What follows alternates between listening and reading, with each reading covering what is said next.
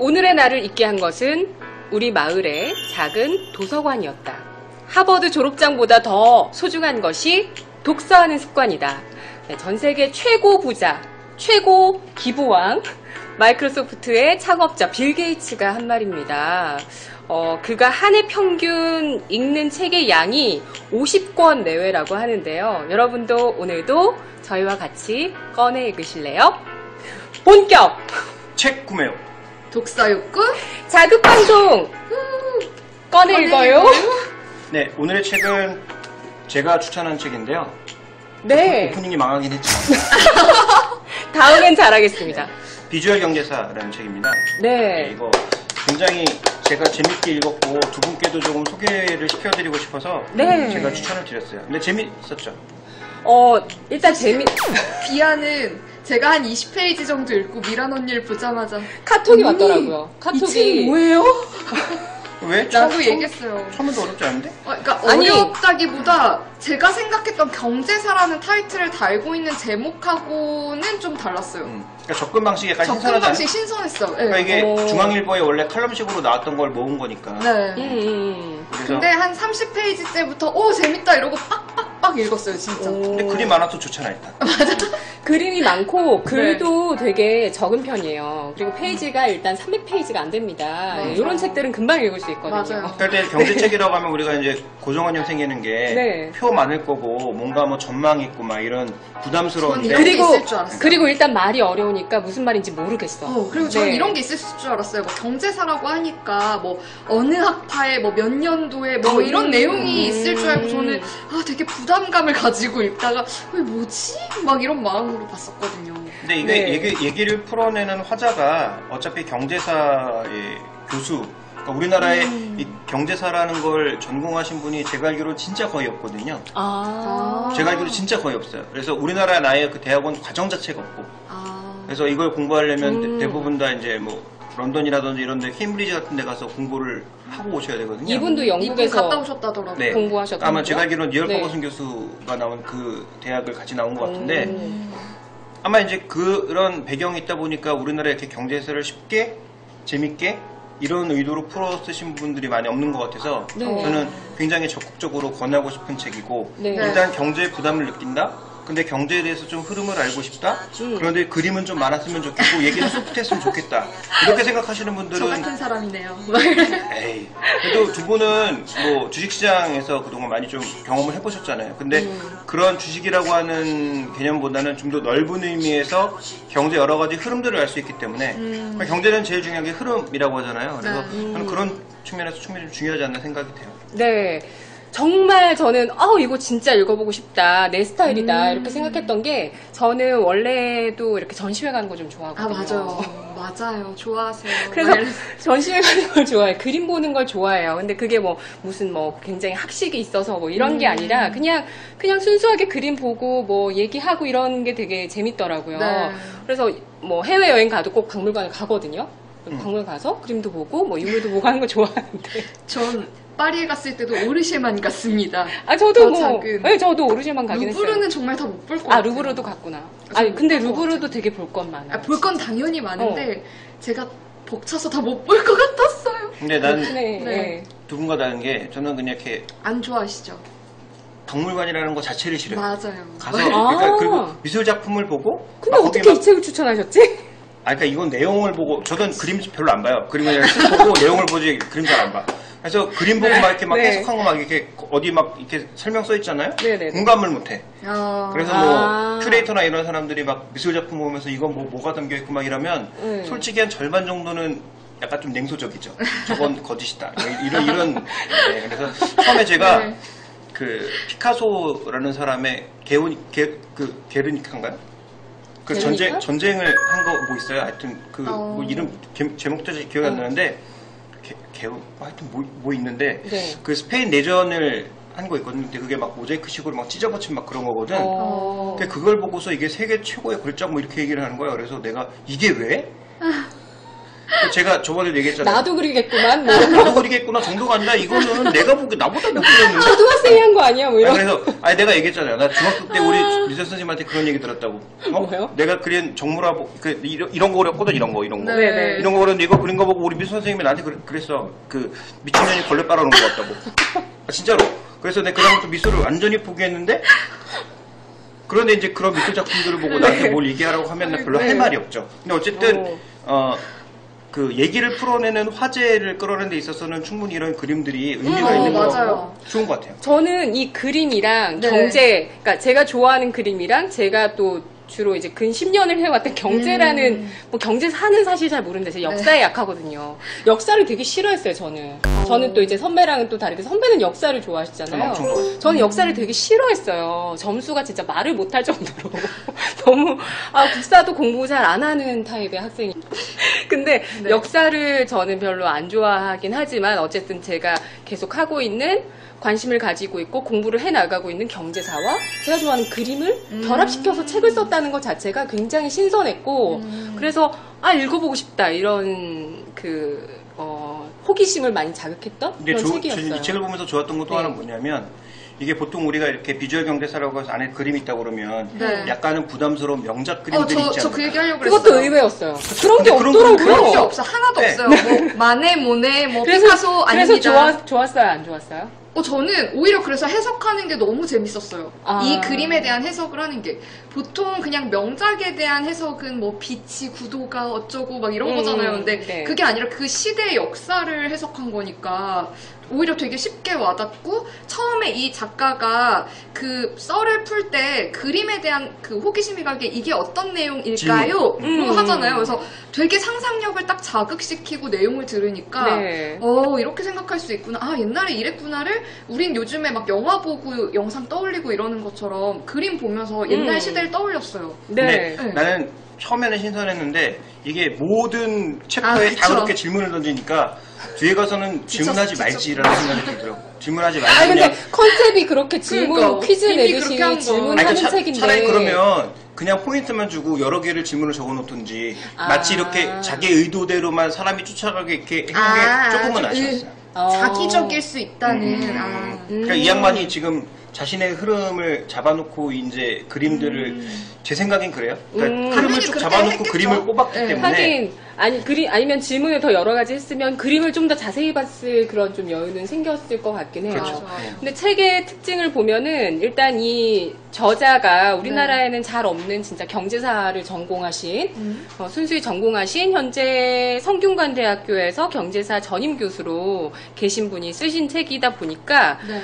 마치 진짜 저 대학교 다닐 때 그 교양 수업에 어떤 교재를 보는 듯한 그런 느낌이었는데 그게 되게 저는 이제 학교를 졸업한 지 꽤 됐으니까 또 되게 향수도 불러 일으키면서도 또 깔끔하게 정리가 돼서 맨 마지막에 정리를 제대로 이렇게 딱 깔끔하게 하시잖아요. 그러니까 이 매진말. 챕터별로. 매진말만 어. 봐요. 그러니까 저는 그쵸. 이 책을 만약에 그게 읽으신다면 좋았어요. 네. 반대로 하라고 말씀드리고 싶어요. 맨 뒤에서부터. 매진말부터 읽고 다시 맞아요. 앞으로 돌아와서 읽는 게 도움이 될 거라서 아. 우리가 이제 그 뭐라고 하죠? 그 국어 방식 중에 그런 거 있잖아요.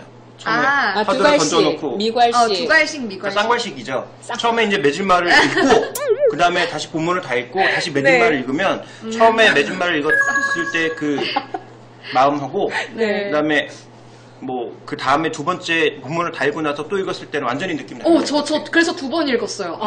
처음에 들어가는 말 오. 읽고 20페이지에서 끝나는 매진말 읽고 난 다음에 하고 다시 들어가는 말 다시 읽고 매진말 다시 읽었어요. 내용 다 보고 나서. 그러니까 저는 그렇게 읽으면 아마 이 책의 전체적인 흐름이 매일매일 끊어읽더라도 다시 매진말을 두 번째 읽었을 때는 이 책 전체 흐름이 아마 쭉 다가오지 않을까라는 맞아요. 생각이 내용 요약은 맨 마지막에 매진말로 다 해결이 되는 것 같아요. 네. 이 책의 화두는 딱 하나잖아요. 말은 뭐 비주얼 경제사지만 네네. 세계화. 세계화. 세계화. 맞아요. 저는 여기서 만약에 밑줄을 긋고 뭐 하나를 표시를 하라면 네. 그 매진말에 질문이 있거든요. 세계가 과연 우리한테 유리한 것인가 아니면 불리한 것인가. 저도 네. 그 생각했어요. 읽으면서 네. 진정한 세계화는 뭘까? 우리가 야길까, 앞으로 도길까? 추구해야 되는 미래에 추구해야 되는 세계화는 뭐가 될까? 이런 생각도 했어요. 그러니까 이게 아마 네. 마무리 부분에 한 번 더 얘기할 것 같지만, 그러니까 우리가 발전 속도가 빨라진 게 산업혁명을 기점으로 그 다음부터 이제 2차 산업혁명, 3차 산업혁명 이제 4차를 얘기하고 있잖아요. 아마 그런 과정을 거쳐서 계속 더 세계는 좁아지고 빨라지고 더 많은 것들을 공유하게 될 텐데 아마 이제 그런 흐름들을 앞서가기 전에 한 번 정도 한번 되돌아봐라라는 의미에서 책을 쓴 게 아닌가라는 생각도 들어요. 그래서 그런 의미에서 저는 굉장히 좋았고 첫 번째 챕터가 이제 알렉산더가 나오는 그림이잖아요. 네. 근데 여러분들의 인식 속에 알렉산더가 어떤 사람으로 남아있을지는 잘 모르겠지만 딱 저는 두 가지로 표현할 수 있을 것 같거든요. 알렉산드리아라고 하는 도시, 그다음에 두 번째는 정복군주였지만 헬레니즘이라고 하는 문화를 창조한 사람이잖아요. 네. 근데 이게 헬레니즘이라는 문화가 퍼질 수 있었던 건 실제로 언어 때문이거든요. 그러니까 같은 언어를 쓰려는 같은 거예요? 언어가 아니라 그리스 언어가 그 당시에 최초로 이제 뭐 상형 문자는 여기저기 있었지만 네. 그리스어 자체로 기록이 남은 게 엄청나게 많아요. 그러니까 뭐 철학 서적, 역사 서적, 그다음에 뭐 종교 서적 이런 그게 것들이 지금까지도 사상에 영향을 계속 주고 있잖아요. 왜냐하면 네. 그 기초가 되는 모든 책들이 전부 다 그리스어로 쓰여졌기 때문에 그리스가 아직도 계속 이렇게 해외 쪽에서는 그러니까 우리가 지금 중국 문화권에 살고 있듯이 네. 서양 문화권은 그리스를 일종의 성지로 바라보고 있는 거죠. 이 중간에 보면은 이슬람이 이제 제국을 건설했을 때도 네. 했던 작업들이 그리스어로 된 언어 그 책들을 연구하는 거였고 그렇죠. 이걸 연구했던 걸 유럽으로 가져가게 되면서 유럽의 그 르네상스 르네상스의 때도 그랬죠. 예, 결국은. 기반이 됐다 이런 꽃피우는 얘기가 역할을 있더라고요. 했다. 그렇죠. 네. 그래서 그 그리스어라고 하는 게 그 당시에 그만큼 기록물 저작물들이 굉장히 많았기 때문에 그 저작물들을 바탕으로 뭐 역사, 철학, 뭐 과학, 그다음에 뭐 수사학 이런 것들이 계속 발전할 수 있었던 거고요.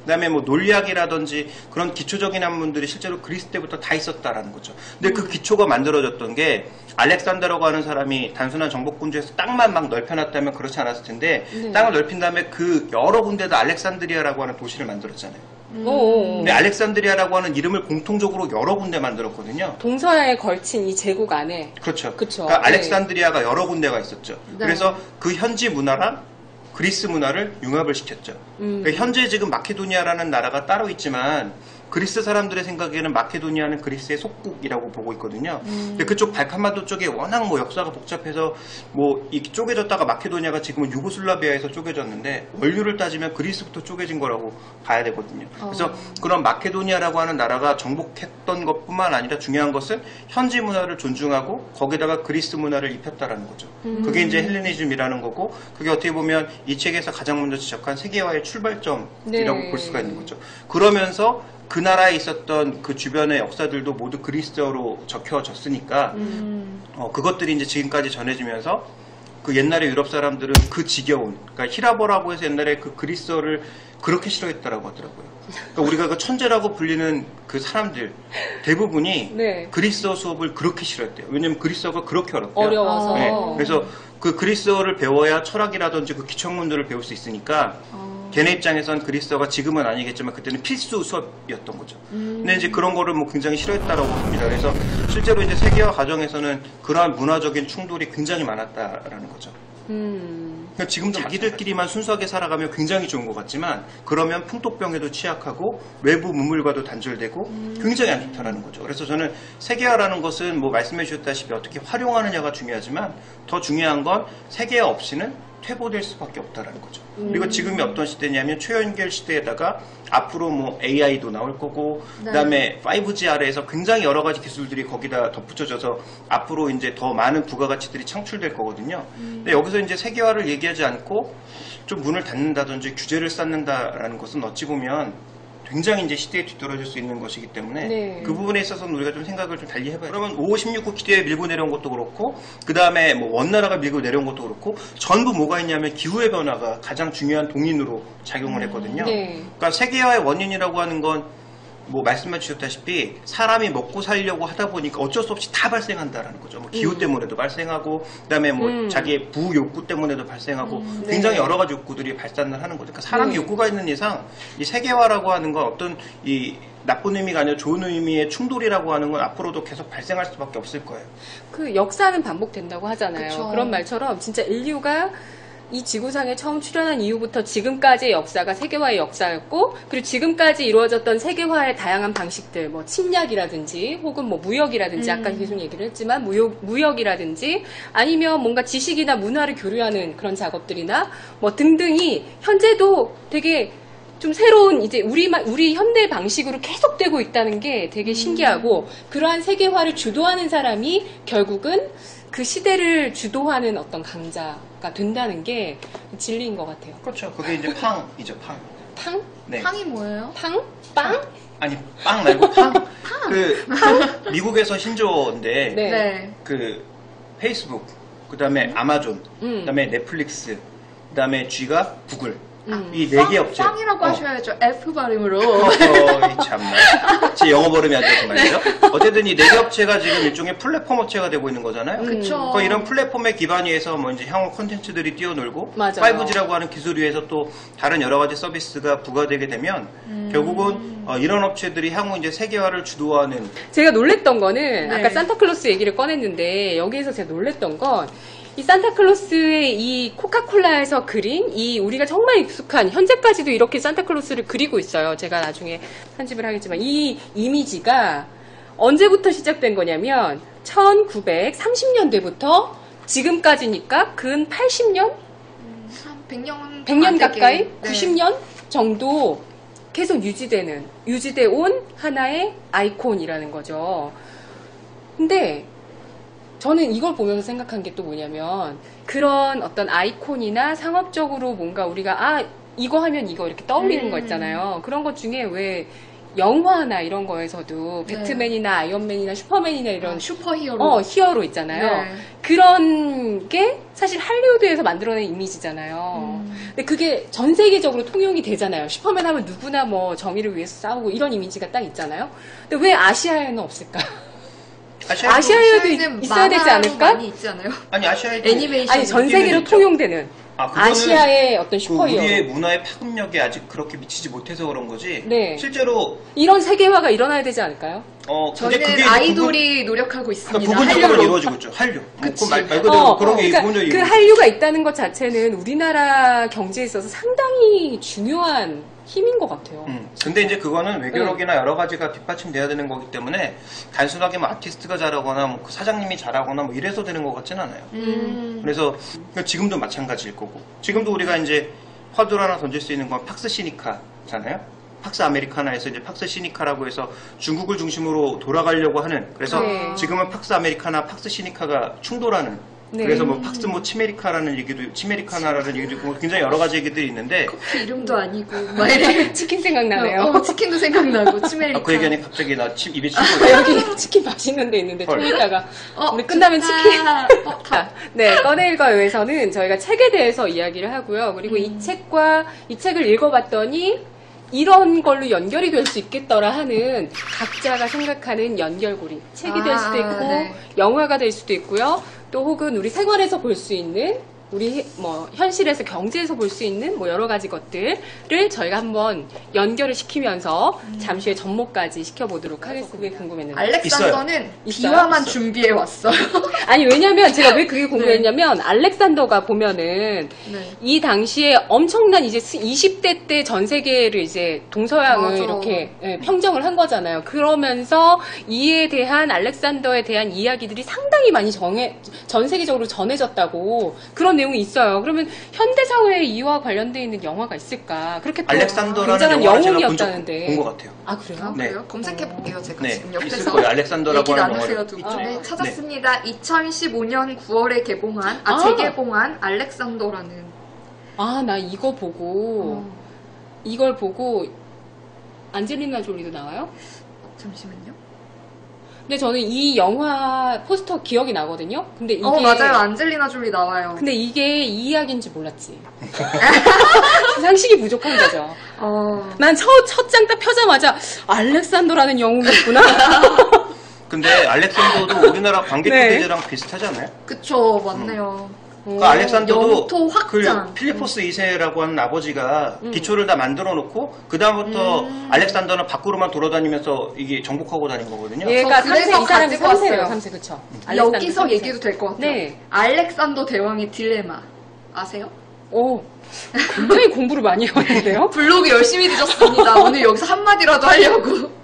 전쟁에서 연전 영승했지만 승리할 때마다 군대를 쉬게 해야 할지 아니면 힘들더라도 생계를 계속 유지하게 해야 할지 그러니까 한마디로 무리해서 계속 전쟁을 해야 될지 늘 고민에 빠져서 딜레마였다. 그래서 이걸 알렉산더 대왕의 딜레마라고 하는데 네. 현대판으로 예를 들면요.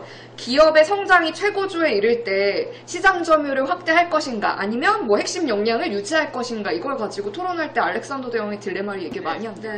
그 경제학자 시리즈가 있어요. 그게 뭐예요? 그러니까 책이에요? 네, 책인데 경제학자 들어가는 그런 책들이 되게 저도 오늘 검색해봤는데 많더라고요. 그래서 사람들이 좋아하나 그런 책을? 모르겠어요. 근데 최근에 인문학 열풍이 불면서 아마 경제학자들이 그쪽으로 신경을 많이 쓴 거겠죠. 그래서 경제학자 시리즈로 한번 검색을 해보세요. 그래서 네. 제가 읽었던 책은 검색은 제 담당입니다. 검색력. 박소영 제가 아나운서. 읽었던 책은 네. 경제학자들의 인문학 서재. 그것도 추천해 주셨는데 네. 저한테. 네. 네. 아니고 두 분 이렇게 따로 얘기 많이 하세요. 저도 좀 같이 껴주세요. 그리고 꼈잖아요 지금. 예, 좋네요. 그 인문학 서재를 제가 읽었는데 오늘도 제가 그 경제학자에 쳐보니까 경제학자의 문화살롱, 뭐 경제학자의 영화, 뭐 이런 이야기도 있더라고요. 근데 그게 다 책으로 있어요. 네. 그래서 이제 그런 것들 한번 읽어보시는 것도 좋을 것 같아요. 그런 어떤 근데 이제 그 제가 봤던 어떤 면에서 좋아요? 그런 거 읽어보면? 네. 좀 더 소프트하잖아요. 그러니까 경제는 항상 딱딱하고 뭔가 표가 나오고 전망이 나오고 경제학자도 이렇다라고 굉장히 생각하는데 딱딱한 이미지인데. 그러니까. 네. 근데 이제 인문학이라는 그 인문학이 되었든 영화가 되었든 문학살롱이 되었든 이제 그런 책으로 접근하면 우리가 이미 예를 들어서 이솝우화 안에 담긴 경제 이야기 이런 거 굉장히 문학살롱은 아, 나 그런 거 내가 쓰고 싶다. 선물해 주셔서 응. 그쵸 맞죠? 읽었어요. 그런 거. 사주진 않으셨어. 나. 뭐 이래. 한 명은 얘기만 해주고 한 명은 사주고 뭐 그런 거네. 어쨌든 제가 다 그러네요. 베풀었다는 거잖아요. 네. 예, 감사합니다. 막 이래. 이제 여러분이 함께 나누셔야 합니다, 여러분. 네. 그러나 이제 제가 마지막으로 말씀드리고 싶은 책 하나는 네. 이슬람 이야기. 그건 저도 읽어보고 싶어요. 이 책에 연결고리가 있습니까? 그럼요. 아, 네. 여기에서 나오는 그 콘스탄티노플의 전쟁이 네. 동로마를 멸망시켰던 그 전쟁이 세계사를 바꾼 한 장면이죠. 맞아요. 네. 그래서 그 장면을 우리가 읽을 필요가 있는데 그게 유대인 이야기에도 나오고 이슬람 이야기에도 나오고 세종교 이야기에도 나와요. 그래서 저는 그 이슬람 이야기는 이슬람에 대한 올바른 이해를 하기 위해서라도 네. 꼭 한 번 정도는 읽어보셔야 되지 않나 생각합니다. 이슬람은 저도 그래서 한 번 더 조사를 했는데 아라비아 숫자 뭐 신밧드의 모험 이런 거 진짜 문화적으로 그리고 뭐 화학이 발달된 거 알코올 뭐 그런 거 나왔잖아요. 그러니까 연금술 이런 게 연금술. 대부분 다 아라비아에서 나온 거거든요. 그러니까. 근데 저 이거 조사하다가 이슬람 제국 그거 얘기 보다가 마호메트가 궁금해서 좀 검색을 해봤는데 마호메트가 대추야자랑 보리빵을 좋아하는 일반 사람과 다를 바 없었다는데 혹시 대추야자 드셔보셨어요? 아니요, 안 먹어봤어요. 대추야자 진짜 맛있어요. 되게 정말 달달하다고 강추. 그러던데. 진짜 마호메트가 맛있어요. 좋아하는 대추야자. 이거 그 뭐야 세계 박소영 아나운서도 누구죠? 강추. 첼시 가지고 있는 그 구단주. 만수르. 만수르가 제일 좋아하는 음식 대추야자예요. 정력에도 좋고 정말 몸에 엄청 좋은데 칼로리가 진짜 낮대요. 아, 진짜? 우리가 생각하는 그 대추랑 맛이 너무 다르고 진짜 굉장히 무슨 슈퍼푸드인데? 슈퍼푸드 10대 슈퍼푸드 안에 들어요 대추야자. 네, 진짜 저 강추해요. 그래서 뭐 어디지? 두바이나 이런 데 갔다 온 애들이 막 사오던데? 저 너무 좋아서 막 시켜 먹어요 인터넷에서. 아. 네, 강추합니다. 아, 나도 먹어봐야 되겠는데? 갑자기 슈퍼푸드 잠깐 얘기해봤고요. 아, 나 그리고 그런 거 되게 좋아해요. 아까 네. 이 마르코폴로에서 잠깐 얘기했는데 그 미드 마르코폴로는 나중에 한번 보려고. 넷플릭스에서 보세요. 넷플릭스에서 네. 한 달에 9,800원 내면 거기 있는 미드 다 공짜로 다 볼 수 있어요. 저는 이미 보고 있죠. 넷플릭스. 앞서방에? 넷플릭스를 옛날부터 봤어요. 그렇구나. 아무튼 그거 하나의 연결고리로 네. 가져왔었고. 됩니다. 네. 아무튼 그래서 네. 그거 보면서 레버넌트 되게 많이 생각했어요. 거기서 이제 가죽을 얻기 위해 뭐 원주민 다 죽이고 뭐 서로 지역 간에 뭐 다툼이 있거나 뭐 예전에는 정말 뭐 화살로 뭐 필요한 만큼만 뭐 이렇게 죽이던 동물을 이 가죽이 막 문명화되고 뭐 서로 침략하고 하면서 많이 얻기 위해서 정말 대량 살상을 해야 되고 뭐 총이며 무기며 다 들이대고 그래서 그게 약간 뭐 나중에 버팔로는 없어지기까지 하는 네, 거의 도시를 만드는 과정에서 사라졌다고 봐야죠. 네. 것 같아요. 네. 저는 두 가지를 생각했는데 네. 이 책이 그림과 경제사를 네. 네, 접목시킨 그런 책이잖아요. 더불어서 저는 이전에 저희가 한번 읽었던 책이에요. 꺼내 읽어요에서 한번 읽었던 책. 생각의 융합이라는 책이에요. 이 책은 조금 더 문학 도서예요. 그런데 여기 보시면은 요즘 시대가 융합 시대, 연결의 시대 해서 그런 융합이나 연결 혹은 그에 따른 창의력, 크리에이티브라는 단어가 들어간 책이 많잖아요. 네. 이 책도 그 중에 하나라고 보시면 되는데, 그러니까 이 사람 나름대로 자기 어떤 지식 안에서 서로 어떤 인물과 인물, 사건과 사건을 약간 평행 이론처럼 이렇게 연결을 시켜놔요. 근데 되게 재밌어요. 그리고 이분 되게 문체가 세요. 아, 그래요? 되게 세신 분이야. 이분은 김경집 작가님이신데, 강연, 방송, 저술활동, 이런 거를 주로 하세요. 근데, 굉장히 저는 많은 지식을 얻었고, 읽을만 했고, 굉장히 크리에이티브한 그런 좀 자극도 받기도 하고 했는데, 저 두 번째 연결고리가 또 있어요. 뭐예요? 두 번째 연결고리는 노예 12년이라는 영화입니다. 맞아. 2014년도에 나왔어요. 최근에 나왔고 2년 됐어요. 2년. 2월에 나와가지고 2년 됐는데 그 영화를 제가 봤을 때 굉장히 충격적이었거든요. 그리고 충격과 감동이 있었어요. 그러니까 일단 충격은 그 노예의 실상. 그러니까 그 배경은 그때예요. 그러니까 노예가 한창 노예제가 있을 때 말고 노예제가 끝났을 때예요. 이제 법으로 폐지를 했는데 그때까지만 해도 미국에서는 노예 자유주가 있었고 노예주가 있었던 거예요. 그래서 흑인이 어떤 주는 그냥 거기서 내가 딱 태어났는데 되게 운 좋게 노예 자유주에 태어난 거야. 그러면 난 자유야. 하지만 노예주에서 태어났으면 흑인이란 이유만으로 노예가 되는 거죠. 그런 시기가 있었어요. 근데 1930, 40년대 그때였는데 근데 불과 진짜 한 100년도 안 된 얘기라고 생각하니까 진짜 안 믿겨요. 그러니까 남부는 그 노동력이 필요했으니까 어쩔 수가 없었죠. 근데 그때 당시에 성행했던 게 뭐냐면 그렇게 갈려져 있다 보니까 노예가 많이 필요한 거예요. 그래서 노예 자유주에 있는 흑인을 데려다가 납치해서 파는 거예요. 노예주로. 그래서 막 채찍 맞고 막 이런 게 막 나와요. 근데 그거 보면서 너무 진짜 왜 마치 영화에서 고문받는 장면 보는 것처럼 맞아. 고초를 겪는 그런 분들 보는 것처럼 굉장히 안타깝고 슬프면서도 그런 생각도 들었어요. 그런 노예라는 게 현재도 우리도 사실 어떤 노예가 아닐까 이런 생각. 현대판 노예, 현대판 노예. 너무 나갔어. 아이고. 그러니까 노예의 습성이 뭐냐면 그 비인간적이고 아니라고 생각되는 걸 저항하지 못하는 거거든요. 왜냐면 그 세계 안에서 살아남아야 되기 때문에 나한테 피해가 올 수 있기 때문에 저항을 하지 못해요.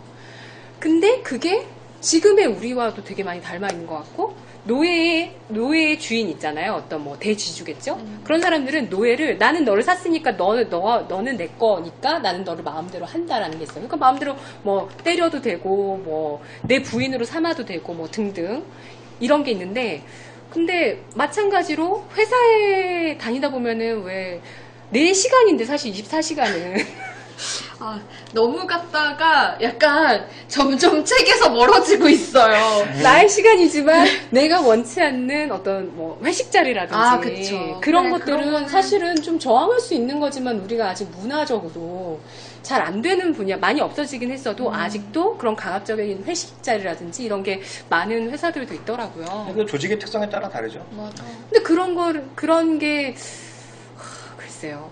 근데 재밌는 회식도 있어요. 되게 가고 그치. 싶어지는. 그러니까 그 문화를 만드는 게 중요한 것 같아요. 맞아요. 그러니까 그게 강압적이냐 아니면은 더 이제 서로 약간 적극적으로 이제 동기부여가 되는 회식 노예 자리인가. 무역 보다가 그 영화 떠올리셔서 이 생각까지 오신 거죠? 네. 노예와 비노예의 차이는 저항할 수 있는가와 하지 못하는 전 저항하며 살겠습니다. 네네.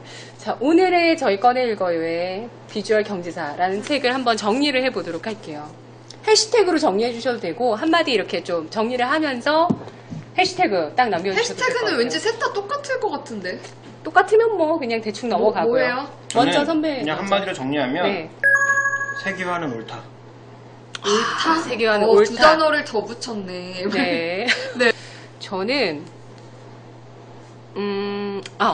저는 이렇게 정리하겠습니다. 세계화는 활발하게 앞으로도 일어날 것이며 일어나야 하며 더불어서 어떤 위기 상황이 왔을 때 언제나 기회가 있었다는 점, 그리고 그 위기 상황에서 또 하나 또 예전의 선례를 봐서도 정책적인 공조가 같이 일어날 때 세계 경제는 번영할 수 있다. 저는 그냥 네. 정말 해시태그를 세계화로 생각해서 가지고 왔거든요. 네. 근데 저는 그 저자의 맺은 말에 있었던 그냥 그게 제일 키워드인 것 같아요. 세계화를 잘 이끌어 나가면 좋게 발전할 수 있고 이걸 약간 뭐 욕심이라든지 뭐 정치적인 뭐 그런 여러 가지 뭐 맞아요. 각자의 사상이 결합이 되면 좀 독이 될 수도 있는 이런 뭐 노예 무역이라든지 폐해가 될 수도 있는 식민지라든지 전쟁. 근데 지금 대표적인 네. 반세계화가 뭔지 알아요? 모르겠는데 대표적인 반세계화 해시태그가 바로 트럼프예요. 트럼프. 정말로. 맞아 트럼프가 지금 FTA 네. 잘못됐다. 그 다음에 뭐 저기 나라에 들어와 있는 그 외국인들 다 남미, 쫓아내야 된다. 멕시코 그 다음에 이슬람 세력 뭐 축출하자. 뭐 이딴 얘기를 하고 있잖아요. 그러니까 지금 반세계화에 기치를 걸고 내밀고 있는 애가 트럼프. 그 다음에 또 하나는 브렉시트. 이후에서 자기네들이 이익이 안 되니까 빠져나겠다는 거잖아요. 네네네. 그러니까 지금 그런 것들이 또 진행되고 있거든요. 그러니까 경기 침체가 길어지다 보니까 세계화가 계속 진행돼야 되는데 지금 세계가 오히려 더뎌지고 있는 가장 결정적인 이유는 글로벌 경제의 슬로우다운이다. 이런 시대에 정말 세계화와 반세계화가 또 대립하고 정말. 있는 부분들. 이거 마지막 얘기 너무 의미 있어요. 그리고 저는 소영 씨가 얘기했듯이 세계화는 활발하게 진행되기도 하고 후퇴하기도 하는데 네. 이 세계화가 후퇴되는 계기들, 모멘텀들 있잖아요. 그런 것들, 그 세계화를 진행하는 주도하는 사람들의 어떤 잘못된 생각이라든지 혹은 뭐 질병이나 뭐 전쟁 등등 그런 폐해도 우리가 알아야 그러한 시기에 조금 더 그쵸. 잘 대응할 수 있는 부분이 있을 것 같아요. 그렇죠. 솔직히 말이 경제사지 역사서처럼 보시기에도 잘 되어 있긴 한 것 같아요. 세계 지도랑 같이. 그쵸. 지도랑 한번 같이. 보세요. 네. 그러니까 이게 꽝이 좋아. 앞으로 적어 놨으면 네. 이게 알렉산더 전에 이제 로마 얘기부터 났으면 네. 그러니까 전체 세계사를 한번 쭉 정리하는 그런 고대부터 20세기까지. 그런 것도 될 수 있을 것 같아요. 챕터가 22개인데 어떻게 보면 그래도 시간대 순으로 잘 나열이 돼 있어서 아마 보시면은 요때 요 당시가 요런 때였지 요런 거 좀 그림이 그려지시는 것 같아요. 지실 수 있을 것 같아요. 네. 좋습니다. 아주 좋은 책입니다. 네. 그리고 뭐 교수님이 쓰시다 보니까 정말 핵심만 쏙쏙 강의를 하듯이 잘 정리를 해두셨다는 거. 맞아요. 네, 저희 뭐 비주얼 경제사 정말 완전히 우리가 거의 완전히 진짜 뽀개기. 제대로 훑은 것 같아요. 뽀개고 훑고 제대로 한 것 같습니다. 챕터별로 거의 다 얘기했어요. 맞아요. 산업혁명만 빠졌네요. 산업혁명만